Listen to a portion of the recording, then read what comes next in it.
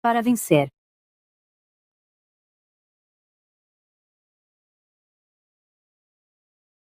Empresas feitas para vencer. Epílogo. Perguntas comuns. No início, você identificou mais de 11 empresas potencialmente feitas para vencer? Em caso afirmativo, que exemplos de empresas feitas para vencer não foram incluídos no estudo? Em nosso universo inicial de empresas da lista das 500 mais da revista Fortune, as 11 que passaram pela transição de empresas boas para excelentes foram os únicos exemplos que preencheram todos os requisitos para figurar em nosso estudo, elas não representam uma amostra. Ver o apêndice 1 ponto para entender o processo de seleção que adotamos.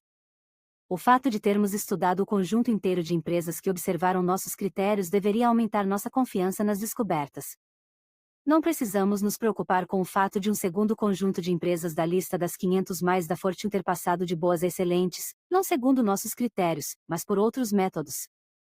Por que apenas 11 empresas preencheram os quesitos? Existem 3 razões importantes. Em primeiro lugar, utilizamos um padrão muito rigoroso, 3 vezes a média do mercado durante 15 anos, como nossa medida de aferição de resultados excepcionais. Em segundo lugar, é difícil de atender à exigência do fator de continuidade ao longo de 15 anos. Muitas empresas apresentam uma ascensão violenta durante 5 ou 10 anos, com um produto forte ou um líder carismático, mas poucas conseguem manter essa condição durante 15 anos. Em terceiro lugar, estávamos buscando um padrão muito específico, resultados excelentes e duradouros precedidos por um período constante de resultados dentro da média do mercado, ou abaixo. É fácil encontrar grandes empresas, mas empresas feitas para vencer são muito mais raras. Quando você soma tudo isso, não constitui surpresa o fato de termos identificado apenas 11 ocorrências. Gostaria de destacar, porém, que a descoberta de apenas 11 empresas não deve ser motivo de desânimo. Tínhamos de estabelecer um padrão e o que estabelecemos foi muito rígido. Se tivéssemos criado um obstáculo um pouco mais brando, digamos, 2,5 vezes superior ao mercado ou 10 anos de sustentabilidade, muito mais empresas estariam qualificadas.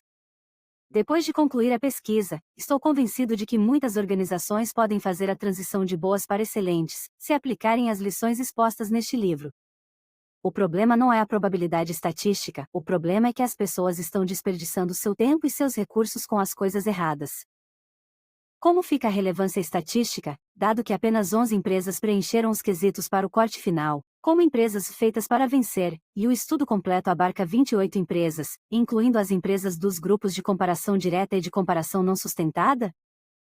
Convocamos 2 eminentes professores para nos ajudar a resolver essa questão, um estatístico e um especialista em matemática aplicada. O estatístico, Jeffrey T. Luftig, da Universidade do Colorado, examinou o nosso dilema e concluiu que nós não temos um problema estatístico, destacando que o conceito de relevância estatística só se aplica quando há uma amostra de dados envolvida. Veja, você não fez uma amostragem de empresas, afirmou ele. Você fez uma seleção bem intencional e encontrou as 11 empresas da lista das 500 mais da Fortune que corresponderam aos seus critérios. Quando você confronta essas 11 empresas com as 17 empresas dos grupos de comparação direta e de comparação não sustentada, as probabilidades de que os conceitos que compõem seu modelo apareçam aleatoriamente são, no fundo, 0. Quando solicitamos ao professor de matemática aplicada, William P. Briggs, para examinar nosso método de pesquisa, ele estruturou a pergunta assim: qual é a probabilidade de encontrar, por acaso, um grupo de 11 empresas em que todos os integrantes apresentam os traços principais que você descobriu, enquanto as empresas dos grupos de comparação, direta e sem sustentação, não possuem esses traços? Ele concluiu que a probabilidade é inferior a 1 em 17 milhões. A chance de encontrarmos 11 fatos aleatórios que, por acaso, apresentassem o padrão feitas para vencer que procurávamos é virtualmente 0. Podemos concluir, com segurança, que as características que encontramos estão fortemente associadas às transformações de empresas boas em empresas excelentes. Por que você limitou sua pesquisa às empresas abertas? As empresas abertas têm 2 vantagens em termos de pesquisa: uma definição de resultados amplamente convencionada, de modo que podemos selecionar um conjunto para rigoroso estudo, e abundância de dados de fácil acesso. No caso das empresas fechadas, as informações disponíveis são limitadas, o que seria particularmente problemático no caso das empresas de comparação direta. A vantagem das empresas de capital aberto é que nós não precisamos da cooperação delas para obter dados. Gostem ou não, uma vasta quantidade de informações a respeito dessas empresas é de domínio público. Por que você limitou sua pesquisa às corporações norte-americanas? Nós concluímos que o rigor na seleção pesava mais que os benefícios de estudar um conjunto internacional de empresas. A ausência de dados sobre as ações negociadas nas bolsas fora dos Estados Unidos prejudicaria a consistência do nosso processo de seleção. O processo comparativo de pesquisa elimina o ruído contextual, e empresas, setores, tamanhos, idades etc., semelhantes, e nos dá uma confiança muito maior na natureza fundamental de nossas descobertas do que o estudo de um conjunto geograficamente diversificado. Não obstante, suspeito que as nossas descobertas serão úteis em qualquer lugar. Várias das empresas que figuram em nosso estudo são globais, e os mesmos conceitos se aplicaram em todos os lugares onde elas operam.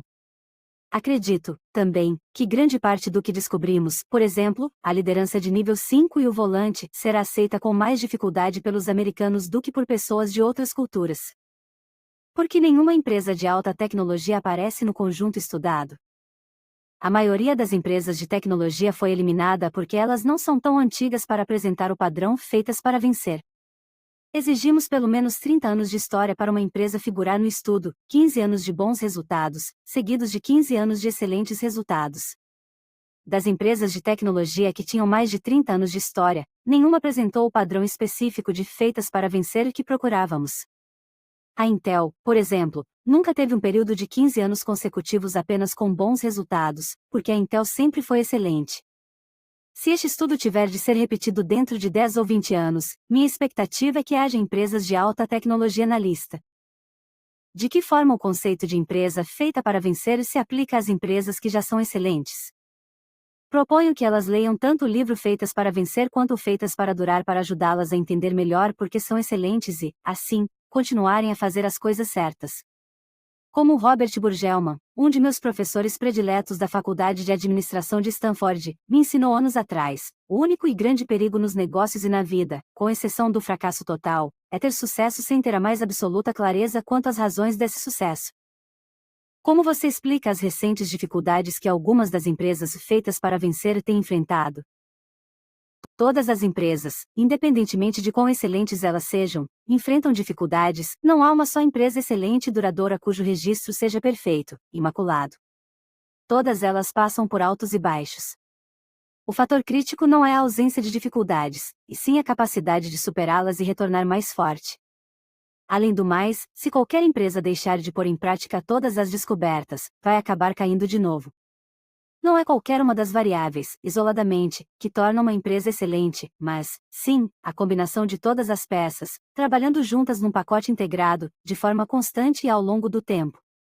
2 casos atuais ilustram esse ponto. Um caso que preocupa, atualmente, é o da Gillette, que teve um desempenho excepcional durante 18 anos, chegou a valer mais de 9 vezes a média do mercado, de 1980 a 1988, mas escorregou em 1999. Acreditamos que a principal razão do problema esteja na necessidade de uma disciplina maior para se ater aos negócios que se encaixam rigorosamente nos 3 círculos de seu conceito do porco-espinho. O que preocupa ainda mais, porém, é o clamor, por parte dos analistas do setor, de que a Gillette precisa de um CEO carismático, de fora da empresa, para entrar e sacudir as estruturas. Se a Gillette contratar um líder de nível 4, então a probabilidade de ela se transformar numa empresa excelente e duradoura vai diminuir consideravelmente. Outro caso problemático é o da Nucor, que atingiu seu auge em 1994, quando chegou a valer 14 vezes mais que o mercado, e depois caiu consideravelmente, ao passar por crises gerenciais, logo depois que Ken Iverson se aposentou. O sucessor que Iverson escolheu ficou apenas um curto período no posto, antes de ser destituído numa feia batalha pela sucessão. Um dos arquitetos dessa competição dentro do conselho deu a entender ao jornal Charlotte News and Observer, edição de 11 de junho de 1999, página D1, que Iverson havia perdido a condição de líder de nível 5 quando envelheceu, e começara a apresentar mais traços egocêntricos, típicos do nível 4. Em seu auge, quem era um gigante, comentou, mas queria levar a sua empresa para o túmulo com ele. Iverson conta uma história diferente, argumentando que o verdadeiro problema é o desejo da atual administração de promover a diversificação na Nucor fora do conceito do porco-espinho. Iverson só sacode a cabeça, escreveu o News and Observer, e diz que foi escapando da diversificação que a Nucor se tornou uma empresa rigidamente focada em produtos de aço. Seja qual for o caso, perda de liderança de nível 5, afastamento do conceito do porco-espinho ou ambos, continua incerto o futuro da Nucor como uma empresa excelente, no momento em que escrevo este epílogo. Isso posto, vale notar que a maioria das empresas que fizeram a transição de boas para excelentes ainda está forte no momento. 7 das 11 empresas presentes no estudo geraram, até agora, mais de 20 anos de extraordinário desempenho a partir de suas datas de transição. A média do grupo inteiro, na verdade, chega a 24 anos de resultados excepcionais, um registro admirável, à luz de qualquer critério de avaliação. Como você concilia a qualificação de empresa excelente da Philip Morris com o fato de ela vender cigarros? Talvez nenhuma empresa, em lugar algum do mundo, gere mais antipatia do que a Philip Morris.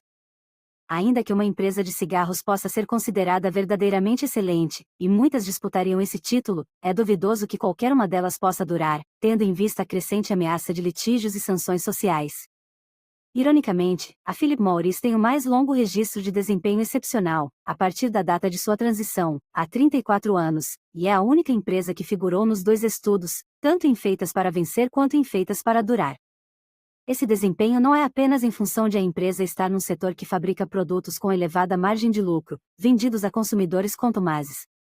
A Philip Morris acabou com todas as outras empresas de cigarros, inclusive a Rua J. Reynolds, a empresa de comparação direta.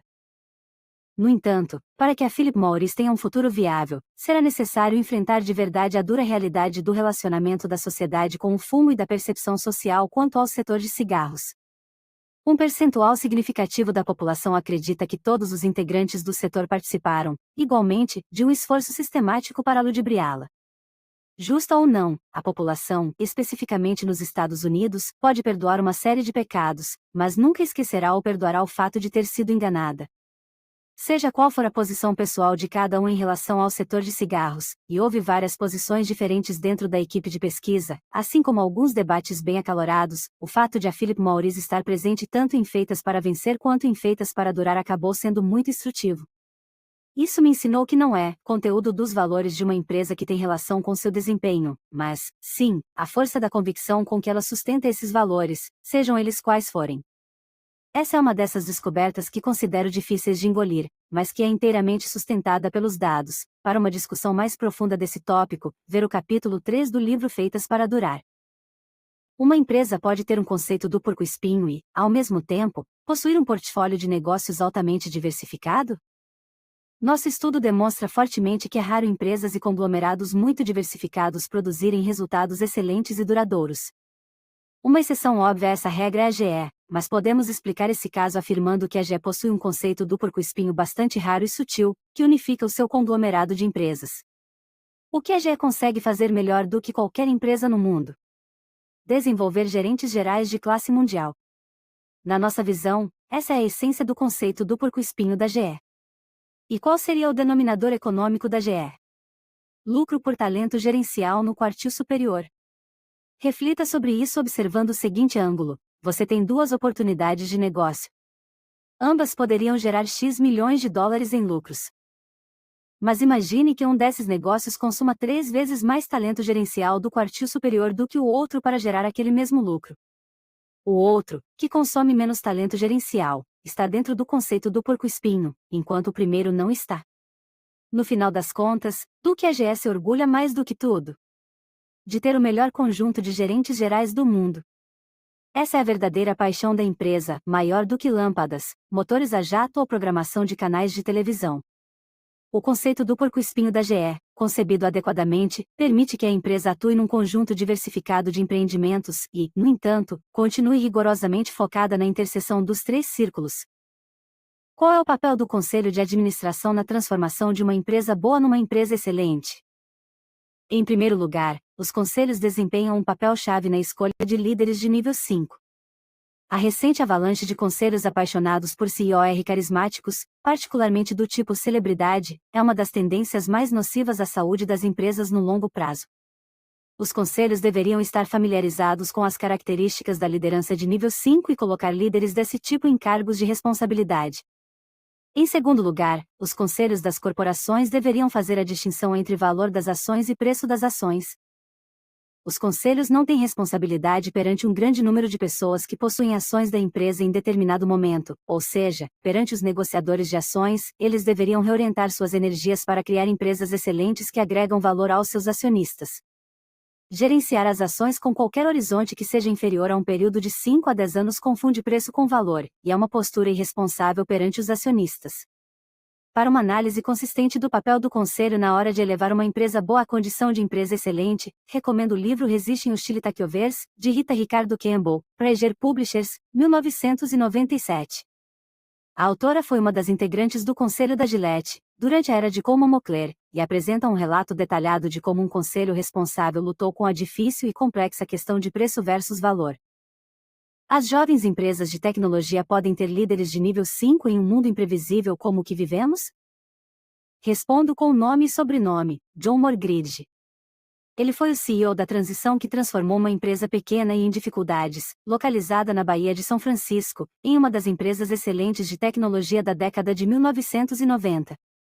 Com o volante girando, esse homem modesto e relativamente desconhecido ficou nos bastidores e passou a empresa à geração seguinte de liderança. Duvido que você já tenha ouvido falar de John Morgridge, mas suspeito que já tenha ouvido falar da empresa. Ela atende pelo nome de Cisco Systems. Como se pode praticar o princípio do primeiro quem, quando há uma falta de pessoas brilhantes no mercado? Em primeiro lugar, nos níveis mais elevados de sua organização, você literalmente precisa ter a disciplina de não contratar enquanto não encontrar as pessoas certas. O passo isolado mais nefasto que você pode dar, numa jornada da condição de empresa boa para a de empresa excelente, é colocar pessoas erradas em posições-chave. Em segundo lugar, amplie a sua definição de pessoas certas, para se concentrar mais nos atributos de caráter da pessoa e menos em conhecimento especializado. As pessoas podem aprender técnicas e adquirir conhecimentos, mas não podem aprender os traços essenciais de caráter que as tornam certas para a sua organização. Em terceiro lugar, e isso é indispensável, aproveite os períodos de dificuldade econômica para contratar grandes profissionais, mesmo que você não tenha uma atividade específica para eles em mente. Um ano antes de eu redigir estas palavras, quase todo mundo reclamava da dificuldade de atrair talentos superiores fora das empresas de tecnologia e de internet. Agora a bolha estourou, e dezenas de milhares de pessoas talentosas foram para a rua. Os líderes de nível 5 verão isso como a melhor oportunidade que surgiu nos últimos 20 anos. Não uma oportunidade de mercado ou de tecnologia, mas uma oportunidade de pessoal. Eles aproveitarão esse momento e contratarão o maior número possível dos melhores profissionais que conseguirem pagar, e depois definirão o que vão fazer com eles. Como se pode praticar o princípio das pessoas certas no barco e pessoas erradas fora do barco em situações em que é muito difícil tirar do barco as pessoas erradas, como é o caso das instituições acadêmicas e órgãos governamentais? A mesma ideia se aplica, mas leva mais tempo para executá-la. Uma importante faculdade de medicina, por exemplo, passou por uma transformação de boa para excelente durante as décadas de 1960 e 1970. O diretor do Departamento de Medicina Acadêmica mudou todo o quadro de professores, mas o processo levou 20 anos. Ele não podia demitir os professores concursados, mas podia contratar as pessoas certas a cada vez que se abriam novas vagas. Com isso, ele criou gradualmente um ambiente em que as pessoas erradas se sentiam cada vez menos à vontade, e acabavam se aposentando ou decidindo mudar de emprego. É possível, também, usar o mecanismo do conselho a seu favor, ver, no capítulo 5, o conceito do porco-espinho. Coloque no conselho apenas as pessoas certas e simplesmente ignore as outras. Sim, é possível que você ainda tenha de carregar pessoas erradas, mas pode confiná-las, basicamente, a ficar na parte traseira do barco. Para isso, basta tomar a simples decisão de não incluí-las no conselho. Sou um empreendedor que gerencia uma empresa de pequeno porte. De que forma essas ideias se aplicam a mim? Diretamente. Ver o capítulo 9, no qual eu discuto a aplicação das ideias do conceito de feitas para vencer no contexto das empresas de pequeno porte ou iniciantes. Eu não sou um CEO. O que posso fazer com essas descobertas? Muita coisa. A melhor resposta que posso dar é pedir para você reler a história que está no final do capítulo 9, sobre a treinadora da equipe de cross-country da escola. Por onde e como devo começar? Em primeiro lugar, familiarize-se com todas as descobertas. Lembre-se de que nenhuma delas, sozinha, é capaz de criar uma organização que prima pela excelência. Você precisará ter todas elas trabalhando juntas como um conjunto integrado. Em seguida, trabalhe sequencialmente ao longo de todo o modelo, começando com o primeiro King e passando por todos os componentes principais. Enquanto isso, trabalhe continuamente em seu próprio desenvolvimento rumo à liderança de nível 5. Elaborei este livro numa sequência que é coerente com o que observamos nas empresas estudadas. A própria estrutura do livro funciona como um roteiro. Desejo-lhe o máximo de sorte em sua jornada rumo à excelência. Apêndice 1.A. Processo de seleção das empresas. Peter Van Genderen, membro da equipe de pesquisa, foi decisivo na criação dos critérios de seleção e na realização da marcha fúnebre da análise financeira para encontrar as empresas feitas para vencer. Critérios de seleção de uma empresa feita para vencer. 1. A empresa apresenta um padrão de bom desempenho, marcado por um ponto de transição, quando depois ela passa a ter um desempenho excelente. Definimos desempenho excelente como um retorno acumulado total do investimento de pelo menos 3 vezes o da média do mercado, do período compreendido entre o ponto de transição e os 15 anos subsequentes. Definimos o bom desempenho como um retorno acumulado total do investimento não superior a 1,25 vezes a média do mercado, durante os 15 anos anteriores ao ponto de transição. Além disso, a taxa de retorno acumulado do investimento nos 15 anos posteriores ao ponto de transição, dividida pela taxa de retorno acumulado do investimento durante os 15 anos anteriores ao ponto de transição, deve ser superior a 3. 2. O padrão de desempenho feito para vencer precisa corresponder a uma mudança de patamar da empresa, e não um fato relativo ao setor em que ela opera. Em outras palavras, a empresa deve apresentar este padrão não apenas no tocante ao mercado, mas também em relação ao seu setor. 3. No ponto de transição, a empresa já deve estar estabelecida e ser atuante, não um negócio em fase inicial. Definiu-se que a empresa precisaria estar operando há pelo menos 25 anos, antes do ponto de transição. Além disso, tinha de ser uma empresa aberta, de capital aberto, com disponibilidade de dados sobre retorno acionário de pelo menos 10 anos antes do ponto de transição. 4. O ponto de transição precisaria ter ocorrido antes de 1985, para que pudéssemos ter dados suficientes para avaliar a continuidade dessa transição. As transições feitas para vencer que ocorreram após 1985 talvez fossem mudanças de patamar. No entanto, à época em que concluímos nosso estudo, não teríamos condições de calcular sua taxa de retorno acumulado em relação ao mercado, por 15 anos. 5. Independentemente do ano da transição, a empresa ainda assim tinha de ser uma empresa importante, atuante e destacada, no momento da seleção para o estágio seguinte do estudo de pesquisa. Para cumprir esse critério, a empresa tinha de figurar na lista de 1995 das 500 mais da Fortune, publicada em 1996. 6. Finalmente, no momento da seleção, a empresa ainda teria de apresentar uma tendência à ascensão. Para qualquer empresa em que transição, mais 15 anos, caísse antes de 1996, a curva dos retornos acumulados do investimento em ações em relação ao mercado, do ponto inicial de transição até 1996, deveria ser igual ou superior aos 3,15 necessários para satisfazer o critério 1, para a fase T mais 15. O processo de seleção das empresas feitas para vencer. Usamos um processo de triagem com critérios cada vez mais rigorosos para encontrar nossas empresas. O processo de triagem tinha 4 níveis de análise. Primeiro corte, do universo de todas as empresas às 1.435 empresas selecionadas. Decidimos começar nosso estudo com uma lista de empresas que apareceram nos rankings da Fortune, que indicam as maiores empresas abertas dos Estados Unidos, e começamos lá atrás, em 1965, ano em que a lista foi publicada pela primeira vez. Nossa lista inicial era formada por todas as empresas que apareceram nas listas dos anos de 1965, 1975, 1985 e 1995. Houve 1.435 empresas nessas condições. A maioria das pessoas conhece esses rankings como a lista das 500 mais da Fortune, embora o número total de empresas relacionadas possa chegar a 1.000, porque a Fortune, em determinados momentos, mudou o tamanho e o formato de suas listas. Como a base de um conjunto de empresas para começarmos nossa análise, o ranking das maiores empresas da Fortune tem 2 vantagens principais. Em primeiro lugar, ele relaciona apenas empresas de tamanho considerável. O passaporte para entrar na lista é a receita anual. Por isso, quase todas as empresas do ranking da Fortune preencheram o nosso quesito de ser uma empresa estabelecida e atuante na época da transição. Em segundo lugar, todas as empresas do ranking da Fortune são empresas abertas, negociadas em bolsa, e assim podemos utilizar os dados do retorno financeiro das ações como base para uma seleção e análise mais rigorosas. Empresas de capital fechado, que não precisam atender aos mesmos padrões contábeis e de transparência, não fornecem oportunidade para uma análise comparativa direta, de desempenho. A decisão de restringir nosso conjunto de análise aos rankings da Fortune tem uma desvantagem evidente: limita nossa análise às empresas estabelecidas nos Estados Unidos. Concluímos, no entanto, que um maior rigor no processo seletivo, viabilizado pelo fato de utilizarmos apenas empresas abertas dos Estados Unidos, que obedecem a um padrão comum de divulgação de informações, dados do retorno do investimento em ações, tinha mais valor para o estudo do que os benefícios de um conjunto internacional de dados. Segundo corte, de 1.435 empresas para 126.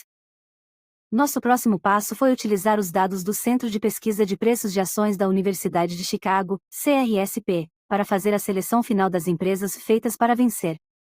Precisávamos, no entanto, de um método para reduzir o número de empresas a um total gerenciável. Utilizamos os dados de taxas de retorno publicados pela Fortune para diminuir a lista de empresas candidatas. A Fortune calcula o retorno para os investidores em 10 anos, para cada empresa da lista, desde 1965. Munidos desses dados, reduzimos o número de empresas de 1.435 para 126. Filtramos a relação ainda mais, de modo que incluíssemos apenas empresas que tivessem apresentado retornos substancialmente superiores à média, nos períodos compreendidos entre 1985 e 1995, 1975 a 1995 e 1965 a 1995.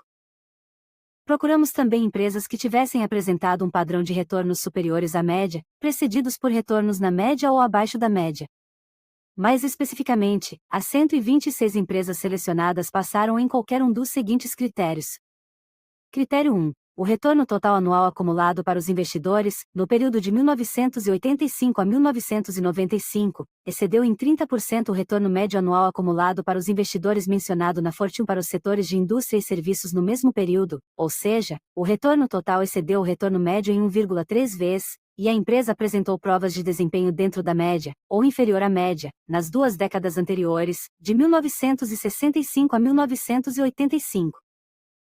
Critério 2. O retorno total anual acumulado para os investidores, no período de 1975 a 1995, excedeu em 30% o retorno médio anual acumulado para os investidores mencionado na Fortune para os setores de indústria e serviços no mesmo período, ou seja, o retorno total excedeu o retorno médio em 1,3 vezes, e a empresa apresentou provas de desempenho dentro da média, ou inferior à média, na década anterior, de 1965 a 1975. Critério 3. O retorno total anual acumulado para os investidores, no período de 1965 a 1995, excedeu em 30% o retorno médio anual acumulado para os investidores mencionado na Fortune para os setores de indústria e serviços no mesmo período, de 1965 a 1985, ou seja, o retorno total excedeu o retorno médio em 1,3 vezes. As listas da Fortune não contêm retornos dos 10 anos anteriores a 1965, então decidimos incluir no conjunto inicial todas as empresas de melhor desempenho ao longo do período de 30 anos. Critério 4. As empresas fundadas depois de 1970, cujos retornos totais para os investidores, ao longo dos períodos de 1985 a 1995 ou de 1975 a 1995, excederam em 30% o retorno médio para os investidores mencionado na Fortune para os setores de indústria e serviços, ou seja, o retorno total excedeu o retorno médio em 1,3 vezes, mas que não preencheram os critérios anteriores em função da falta de dados nas listas da Fortune em décadas anteriores. Isso nos permitiu analisar mais de perto qualquer empresa que tenha tido bom desempenho nas últimas décadas, mas que não tivesse sido incluída antes nas listas da Fortune. O corte de 1970 nos permitiu também identificar e eliminar todas as empresas com histórias curtas demais para serem verdadeiras empresas de transição. Terceiro corte, de 126 empresas para 19. Pesquisando os bancos de dados de pesquisa do CRSP, analisamos os retornos acumulados de investimento em ações de cada empresa candidata em relação ao mercado, para encontrar o padrão de retorno acionário feito para vencer. Qualquer empresa que atendesse a um dos critérios de eliminação do terceiro corte foi riscada nesse estágio. Critérios de eliminação na etapa do terceiro corte. Qualquer empresa que atendesse a um dos seguintes critérios de eliminação foi cortada nesse estágio. A terminologia utilizada nos critérios de eliminação na etapa do terceiro corte é ano T, ano que designamos como o ponto em que o desempenho começou a apresentar tendência de ascensão, ou ano da transição, com base na época em que os retornos acionários reais exibiram um movimento visível de alta. Período X, período imediatamente anterior ao ano T, no qual foi observado um desempenho bom em relação ao mercado. Período Y, período imediatamente posterior ao ano T, com desempenho substancialmente superior ao do mercado. Critério de eliminação #1. A empresa apresenta uma tendência contínua de alta em relação ao mercado, ao longo de todo o período abarcado pelos dados do CRSP, não apresenta um período X. Critério de eliminação #2. A empresa apresenta uma ascensão de estável a gradual, em relação ao mercado. Não há uma mudança evidente que caracterize desempenho em nível de ruptura. Critério de eliminação #3. A empresa apresenta uma transição, mas um período X inferior a 10 anos. Em outras palavras, os dados da média de desempenho pré-transição não eram tão longos para caracterizar uma transição fundamental. Em alguns casos, parecia que a empresa tinha mais anos de desempenho do tipo período X antes do ano da transição, mas as ações começaram a ser negociadas na Nasdaq, NYSE ou Amex durante o período X, portanto, nossos dados não atingiram um período bastante longo para se constatar a ocorrência ou não de um período X. Critério de eliminação #4. A empresa apresenta uma transição de desempenho péssimo para desempenho na média em relação ao mercado.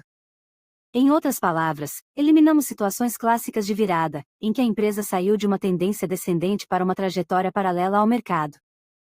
Critério de eliminação #5. A empresa apresenta uma transição, mas depois de 1985. As transições de empresa boa para excelente que ocorrem depois de 1985 também poderiam ser legítimas candidatas a empresas feitas para vencer. Na época em que concluímos nossa pesquisa, porém, não tínhamos condições de verificar se sua taxa de retorno acionário acumulado em relação ao mercado, em 15 anos, atendia ao critério de 3 vezes o valor de mercado. Critério de eliminação #6. A empresa apresenta uma transição para um melhor desempenho, mas ele não é duradouro. Após a ascensão inicial, permanece no mesmo ponto ou cai, em relação ao mercado, ao nível da época em que foi incluída na seleção para figurar no estudo. Critério de eliminação #7. A empresa apresenta um padrão volátil de retorno, grandes altos e baixos, para cima e para baixo, sem ano T, período X ou período Y claros. Critério de eliminação #8. Um conjunto completo de dados do CRSP anteriores a 1975 não está disponível, o que torna impossível identificar um período X verificável de 10 anos. Critério de eliminação #9. Existe um padrão de transição, mas a empresa exibiu um período de desempenho tão espetacular, chegando a valer 20 vezes o valor de mercado, antes do período X, o que torna evidente que ela é uma excelente empresa que enfrentou dificuldades transitórias, e não uma empresa boa ou medíocre que se tornou excelente. O exemplo clássico é o da Walt Disney. Critério de eliminação #10. A empresa passa por uma aquisição, fusão ou é desconsiderada como empresa isolada, por outros motivos, na época da análise final. Critério de eliminação #11. A empresa apresenta uma ligeira transição mas não atinge 3 vezes o valor de mercado. Resultado da análise do terceiro corte: empresas admitidas no segundo corte. Resultado no terceiro corte: 1 Aflac, Inc., eliminada, critério 32 AMP, Inc., eliminada, critério 63 Abbott Labs, aceita para análise no quarto corte. 4 Albertsons, Inc., eliminada, critério 15 Alco Standard, Corp., eliminada, critério 36 Allegheny Teledine, Inc., eliminada, critério 67 Hotel Corp., eliminada, critério 28 American Express Co., eliminada, critério 6 e 7 9 American Stores Co., eliminada, critério 6 10 Anheuser-Busch Coors, Inc., eliminada, critério 211 Applied Materials Inc., eliminada, critério 512 Archer Daniels Midland Co., eliminada, critério 6 13 Automatic Data Processing, eliminada, Criterium 14 Bacon Corp, eliminada, Critério 615 Bank of New York, Inc., eliminada, Critério 216 Barnett Banks, eliminada, Critérios 13 e 617 Berkshire Hathaway, Inc., eliminada, Criterium 18 Boeing Co., eliminada, Criterium 19 Browning Ferries Industries, eliminada. Critério 320 Campbell Soup Co., eliminada, Critério 221 Cardinal Health, eliminada, Critério 822 Chrysler, eliminada, Critério 623 Circuit City Stores, Inc., aceita para análise. No quarto corte 24 Coca-Cola Co., aceita para análise no quarto corte 25 Colgate-Palmolive, eliminada, Critério 1126 Comerica, Inc., eliminada, Critério 327 Computer Associates, eliminada, Critério 828 Computer Sciences Corp., eliminada, Critério 6 e 729 Conagra, Inc., eliminada. Critério 330 Conseco, eliminada, Critério 831 CPC International, antes Besfolds aceita para análise no quarto corte 32 CSX, eliminada, Critério 833 Dinfoods Co., eliminada, Critério 7. Empresas admitidas no segundo corte resultado no terceiro corte. 34 de Lards, eliminada, Critério 635 Dover Corp., eliminada, Critérios 13 e 636 Dupont, eliminada, Critério 1137 Ingeliard Corp., eliminada, Critério 238 FMC Corp., eliminada, Critério 739 Federal National Mortgage AS. Aceita para análise no quarto corte 40 Fars Interstate Bancorp, eliminada, Critério 241 Fars Tunion Corp., eliminada, Critérios 13 e 642 Fleet Financial Group Inc., eliminada, Critério 643 Fleetwood Enterprises Inc., eliminada, Critério 744 Forster Wheeler Corp., eliminada, Critério 645 GPU, Inc., eliminada, Critério 246 The Gap, Inc., eliminada, Critério 847 Geico, eliminada, Critério 1048 General Dynamics Corp., eliminada, Critério 749 General Electric Co., eliminada, Critérios 5 e 1150 General Mills, Inc., aceita para análise no quarto corte 51 General Recorp., eliminada, Critério 152 Giant Foods, Inc., eliminada, Critério 353 Gillette Co., eliminada, Critério 254 Golden West Financial Crop, eliminada, Critério 8. 55 Asbro, Inc., eliminada, Critério 656 Heinz, HJ Co., aceita para análise no quarto corte 57 Hershey Foods Corp., aceita para análise no quarto corte 58 Hewlett Packard Co., eliminada, Critério 759 Humana, Inc., eliminada, Critérios 13660 Illinois Tool Works, Inc., eliminada. Critério 261 Intel Corp., eliminada, Critério 162 Johnson Johnson, eliminada, Critério 6 e 763 Johnson Controls, Inc., eliminada, Critério 664 Kellogg Co., aceita para análise no quarto corte 65 Kroger Company, eliminada, Critérios 13 e 666 Key Corp., eliminada, Critério 367 Kimberly-Clark Corp., aceita para análise no quarto corte 68 Kroger Company, aceita para análise no quarto corte 69 Eli Lilly Co., eliminada, Critério 270 Lowe's Corp., eliminada, Critérios 13 e 671 L'Oréal Corp., eliminada, Critério 772 Loves Companies, Inc., eliminada, Critério 273 MCI Communications Corp., eliminada, Critério 774 Mapco, Inc., eliminada, Critérios 13 e 6. 75 Masco Corp., eliminada, Critérios 13 e 676 Mattel, eliminada, Critérios 13 e 677 McDonald's Corp., eliminada, Critério 778 Melville, eliminada, Critério 1079 Merck Co., Inc., eliminada, Critério 180 Mobile Corp., eliminada, Critério 281 Monsanto Company, eliminada, Critérios 4 e 582 Motorola Inc., eliminada, Criterium 83 Neville Company, eliminada, Critérios 13 e 684 Nike, Inc., eliminada, Critérios 1 e 785 Norvast Corp., eliminada, Critérios 586 Nucor Corp., aceita para análise no quarto corte 87 Austin Corp., eliminada, Critérios 1 e 788 Owens Corning, eliminada. Critério 289 Packard, Inc., eliminada, Critério 290 Pacific Air Health Systems, eliminada, Critério 891 PepsiCo, Inc., aceita para análise no quarto corte 92 Pfizer, Inc., eliminada, Critério 193 Phelps Dodge Corp., eliminada, Critério 294 Philip Morris Co., Inc., aceita para análise no quarto corte 95 Pitney Bowes Inc., aceita para análise no quarto corte 96 Procter & Gamble Co., eliminada, Critérios 2 e 5. 97 Progressive Corp, eliminada, critérios 1 e 398 Raytheon Co, eliminada, critério 699 Reebok, eliminada, critério 8100 Republic New York, eliminada, critérios 136.101 Rockwell International Corp, eliminada, critérios 136.102 IC Systems Inc., eliminada, critério 7103 Safeco Corp, eliminada, critério 2104 Sarali Corp, aceita para análise no quarto corte 105 Sherimplow Corp, eliminada, critério 7106 Service Master Co, eliminada, critério 7107 Shaw Products Co, eliminada. Critérios 136.108 Sonoco Products Co., eliminada, critérios 136.109 Southwest Airlines Co., eliminada, critério 1110 State Street Boston Corp., eliminada, critério 3.111 Santrash Banks, eliminada, critério 8.112 Cisco Corp., eliminada. Critérios 136.113 Tandicorp, eliminada, critérios 6.114 Telecommunications, Inc., eliminada, critérios 136.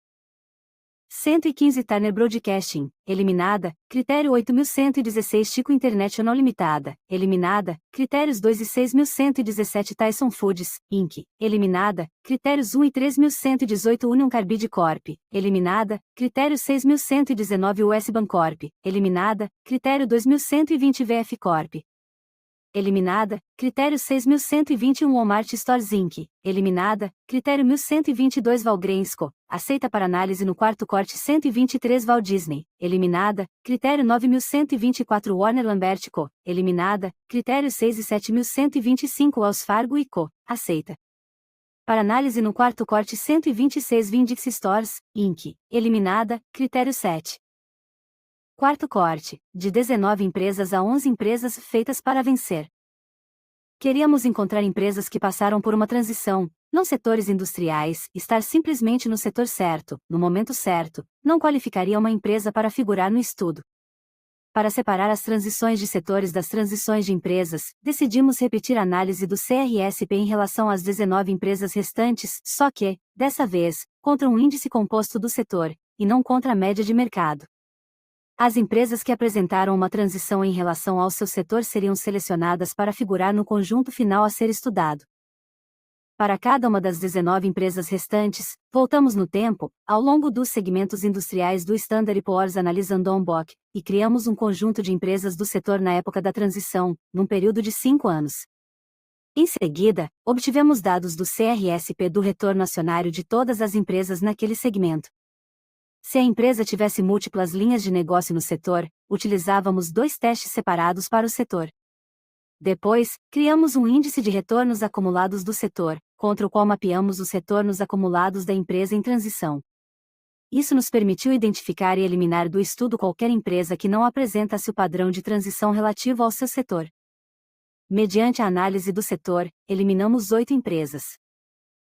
Sara Lee, Heinz, Hershey, Kellogg, CPC e General Mills exibiram um impressionante movimento ascendente em relação à média do mercado por volta de 1980, mas nenhuma delas apresentou qualquer movimento em relação ao setor alimentício.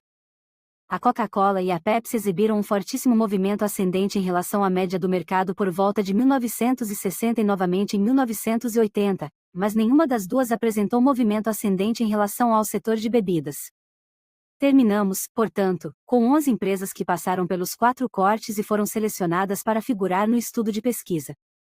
Observação: na época da seleção inicial para o estudo, 3 dessas empresas, a Circuit City, a Fannie Mae e a Wells Fargo, ainda não tinham 15 anos completos de dados sobre retorno acionário acumulado.